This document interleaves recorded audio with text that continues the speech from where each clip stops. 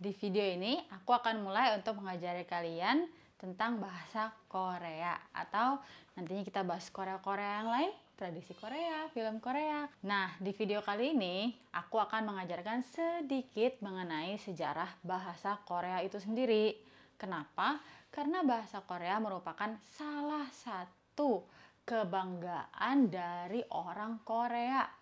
Kenapa?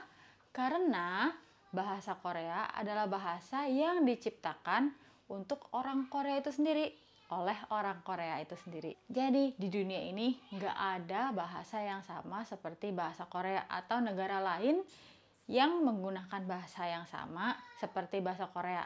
Maksudnya gini, kan di Korea mayoritas hampir semua orang menggunakan bahasa Korea.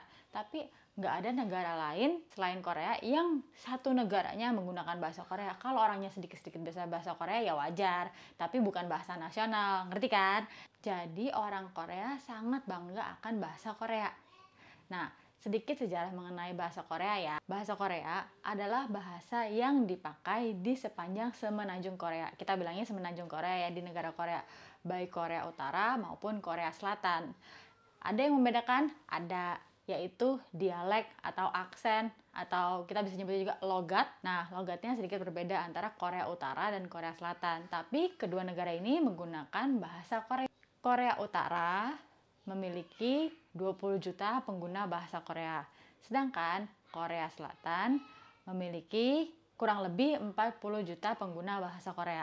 Aku tahu dari mana sih? Semua informasi ini aku dapat dari buku panduanku belajar bahasa Korea dan juga sedikit-sedikit cari di Google. Tahu sendiri lah ya Mbah Google. Jadi kalau ada salah-salah sedikit, mohon dimaafin. Ini hanya kurang lebih, oke? Nah, selain di Korea itu sendiri, ada nggak sih negara-negara lain yang pakai bahasa Korea? Untuk bahasa nasional seperti tadi aku bilang gak ada, tapi ada orang-orang lain yang bisa bahasa Korea. Misalnya di China ada sekitar 2,1 juta orang yang menggunakan bahasa Korea. Di negara Amerika Serikat sendiri 2,1 juta orang yang bisa menggunakan bahasa Korea. Seperti tadi aku bilang, ini adalah kutipan dari buku yang aku pelajari, buku-buku dasar panduan belajar bahasa Korea. Jadi ini buku bahasa Korea Indonesia. Nah, apabila keturunan-keturunan orang Korea lainnya juga berbicara bahasa Korea yang mungkin belum terdaftar, jadi makin banyak orang Korea yang bisa bahasa Korea, betul kan? Dan sekarang Korea makin terkenal, jadi makin banyak yang bisa bahasa Korea, bener nggak? Di Indonesia sendiri aku percaya banyak sekali dari kalian yang udah mulai bisa bahasa Korea, meskipun sedikit-sedikit dan levelnya berbeda-beda, tapi aku yakin kalian yang gemar dengan Korea, K-pop atau K-drama pasti mulai bisa sedikit-sedikit bahasa Korea, bener kan?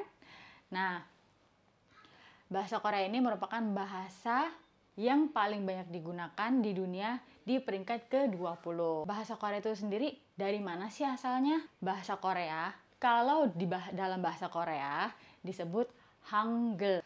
Hangul sendiri adalah sistem tulisan atau huruf bahasa Korea. Hangul dibuat pada zaman Joseon pada tahun 1443 oleh Raja Sejong dan beberapa ilmuwan pada waktu itu.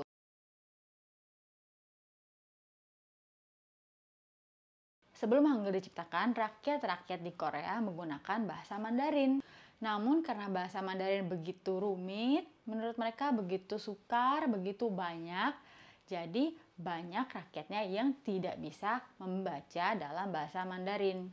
Terutama rakyat-rakyat jelata pada zaman itu. Nah, Raja Sejong ini sangat kasihan dan prihatin terhadap rakyat-rakyatnya yang tidak bisa membaca.